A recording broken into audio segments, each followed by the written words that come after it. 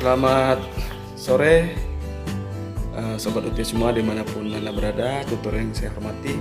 Perkenalkan, nama saya Matius Agungnya dengan NIM 04919741. Pada hari ini saya akan melaksanakan sesi wawancara sesuai janji saya pada praktik unit 1. Untuk praktik di unit 2 ini dengan judul analisis permintaan bahan baku. Jadi ada dua aspek yang akan dibahas. Yang pertama, permintaan bahan baku, kemudian biaya persediaan bahan baku. Di belakang saya sudah hadir narasumber. Beliau merupakan KTU kebun di PT Kapesindo Farm Industri, tepatnya Sungai Tawang Estate. Jadi di hari weekend ini beliau menyempatkan waktu untuk melakukan wawancara. Saya ucapkan terima kasih karena beliau sangat mendukung sekali mahasiswa seperti kami yang sedang berpraktek. Tanpa berlama-lama, langsung saja kita kenalan sama beliau. Selamat sore Pak. Maaf mengganggu waktunya Pak. Boleh Pak, kita perkenalan dulu. Nama Bapak siapa, kemudian jabatan, kemudian kegiatan hari-hari Pak di kebun ini. Silakan Pak. Terima kasih, nama saya Bram. Saya KTU Kebun Sungai Tawang Estate. Kegiatan saya melakukan pengadministrasian di kebun ini, Mas. Baik Pak Bram, terima kasih Pak atas waktu dan kesempatannya. Jadi di mata kuliah manajemen rantai pasokan agribisnis ini Pak, ada sesuai yang saya sampaikan tadi. Jadi saya sudah siapkan pertanyaan buat Bapak jawab sebisanya. Jika ada yang memang tidak bisa dijawab, mungkin kita next saja Pak. Ya. Jadi aspek-aspek yang terdapat pada analisis permintaan bahan baku ini Pak, ada data umum perusahaan, kemudian ada panen dan ketersediaan TBS, kemudian ada pengelolaan persediaan, kemudian ada distribusi, kemudian ada pengendalian, dan ada evaluasi dan optimalisasi kualitas dan kerusakan Pak.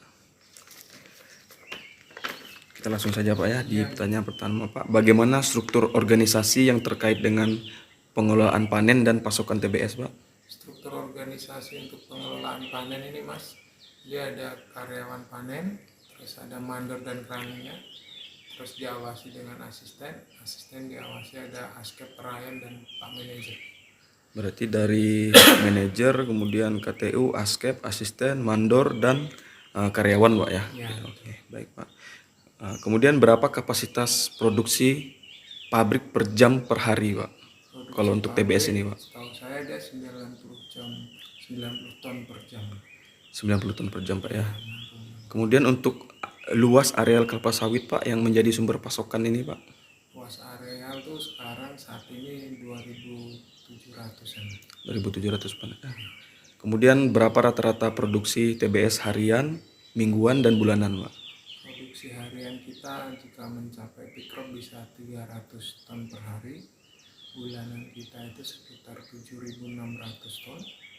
Dan tahun ini produksi kita targetkan di angka 77.338 ton. Berarti targetnya 77.380 ton Pak ya? 8 ton ya. Oke Pak. Untuk pola panen sendiri Pak, apakah Bapak mengetahui rotasi panen, frekuensi panen per blok gitu Pak? Kalau rotasi panen tuh kita usahakan 4 kali rotasi Mas dalam sebulan. Terus untuk usingannya bisa 6/7 dan kembali ke 4 kali itu. Kemudian faktor yang mempengaruhi fluktuasi produksi ini Pak, seperti cuaca, misalkan umur tanam, tenaga kerja, dan lain-lain itu, apakah Bapak mengetahui itu Pak? Untuk ininya, mekanismenya Pak? Untuk tahun tanam, jika tahun tanamnya adalah tahun tanam tinggi, misalnya 2010-2009, produksinya pasti akan lebih besar Mas. Lalu untuk kehadiran karyawan panen itu juga mempengaruhi untuk pengeluaran buah kita dari pokok ke pabrik itu. Baik Pak, kemudian bagaimana mekanisme penentuan jumlah TBS yang siap panen setiap hari Pak? Kalau mekanisme penentuan buah TBS saya kurang mengetahui Mas, dia lebih ke asisten Mas. Baik Pak, next Pak, apakah terdapat standar mutu TBS yang dipanen Pak? Kalau standar mutu kita memilikinya Mas sesuai SOP. Iya Pak. Berarti memiliki Pak ya. Kemudian prosedur pencatatan jumlah TBS yang masuk ke pabrik Pak, apakah Bapak mengetahui Prosedur untuk data ininya? pencatatan kita dicatat sama petani panennya Mas dan dihitung di timbangan pabrik. Baik Pak. Kemudian bagaimana sistem pengawasan stok TBS di lapangan dan di pabrik Pak? Untuk stok pengawasan di lapangan kita bisa ngecek dari mandor panen, petani panen, dan asisten. Kalau di pabrik kita bisa lihat dari data timbangan pabriknya. Ya Pak, baik Pak. Selanjutnya Pak, berapa lama TBS biasanya disimpan sebelum diolah Pak? Dia harus langsung diolah Mas, karena begitu dia lama diolah dia akan mengalami penyusutan dan itu merupakan kerugian, jadi harus langsung kita olah. Berarti setelah dipanen langsung didistribusikan ke pabrik Pak ya? Ya Pak. Baik. Nah, kemudian Pak, di ini apa dampak penumpukan TBS tadi Pak terhadap kualitas dan proses itu udah dijawab tadi Pak ya? Iya. Nah, kemudian alur distribusi TBS dari kebun ke pabrik, saya rasa tadi udah juga Pak ya? Iya. Kemudian berapa waktu rata-rata transportasi dari blok ke pabrik Pak untuk Kalau distribusi? dari blok ke pabrik kebetulan karena kebun kita dekat ini Mas, kita sekitar 30 menit.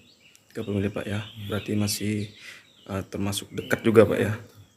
Kemudian kendala yang sering muncul dalam pengangkutan Pak, misalkan jarak, kondisi jalan, truk dan lain-lain itu bagaimana Pak? Kalau kendalanya biasa ada untuk perbaikan truk itu kadang ada yang rusak kan Mas, harus butuh perbaikan dulu. Terus kalau jalan biasa kalau pas jalannya rusak kita harus perbaiki dulu kan, itu yang kadang menghambat.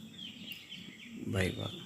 Kemudian pengaturan antrian pengiriman tandan buah segar ke pabrik itu bagaimana Pak?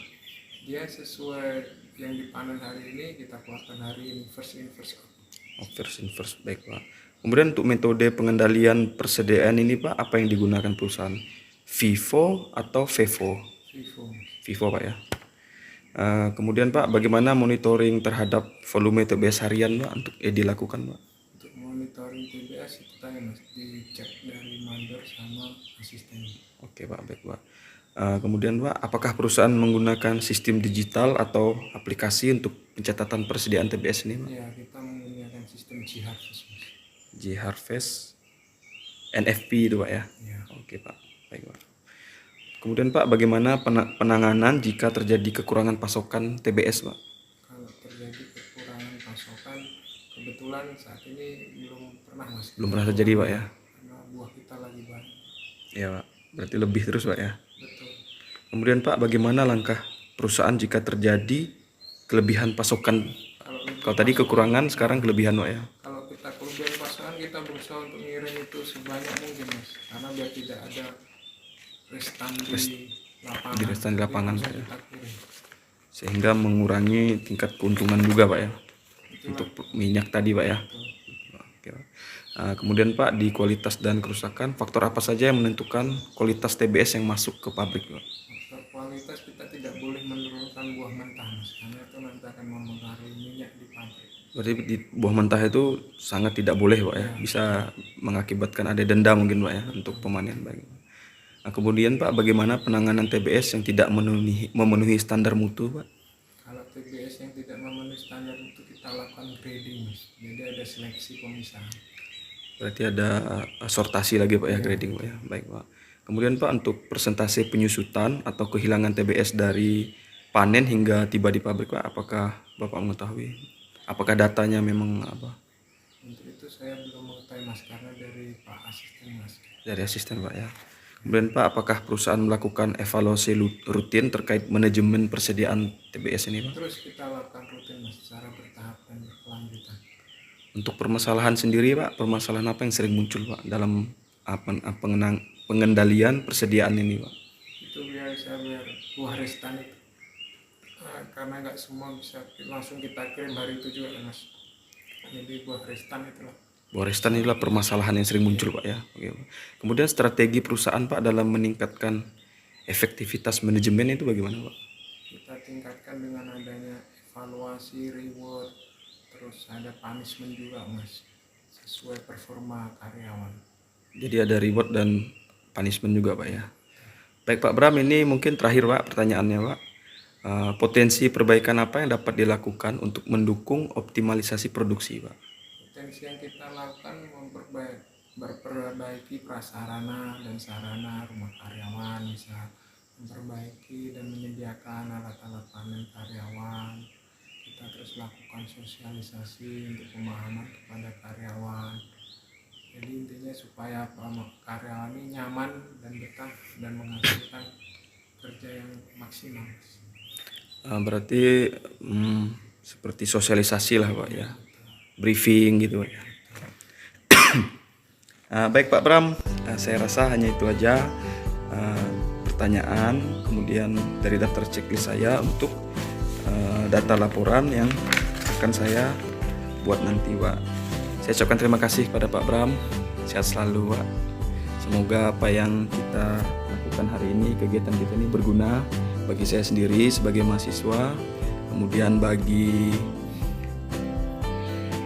semoga kegiatan ini berguna bagi saya sendiri sebagai mahasiswa, kemudian bagi masyarakat, bagi fakultas, bagi perusahaan. Walaupun ada kekurangan, tapi dengan adanya informasi ini mungkin bisa berguna di kemudian hari. Pak, hanya itu Pak yang bisa saya tanyakan kepada Bapak. Semoga Bapak sehat selalu, sukses selalu, dan di lain waktu kita berjumpa lagi. Jika ada data-data yang belum lengkap, mungkin saya bisa tanyakan sama Pak Bram lagi. Tutur yang saya hormati teman-teman UT semua, seluruh Indonesia, saya ucapkan terima kasih dan saya turut berduka cita atas musibah yang dialami teman-teman UT mungkin di Sumatera, di Aceh, kemudian di Sumatera Barat, Sumatera Utara. Saya Muhammad Yusofuye dari UPBJJ Pontianak mengucapkan duka cita yang sedalam-dalamnya. Hanya itu saja yang bisa saya sampaikan. Akhir kata saya ucapkan selamat sore dan salam sejahtera untuk kita semua.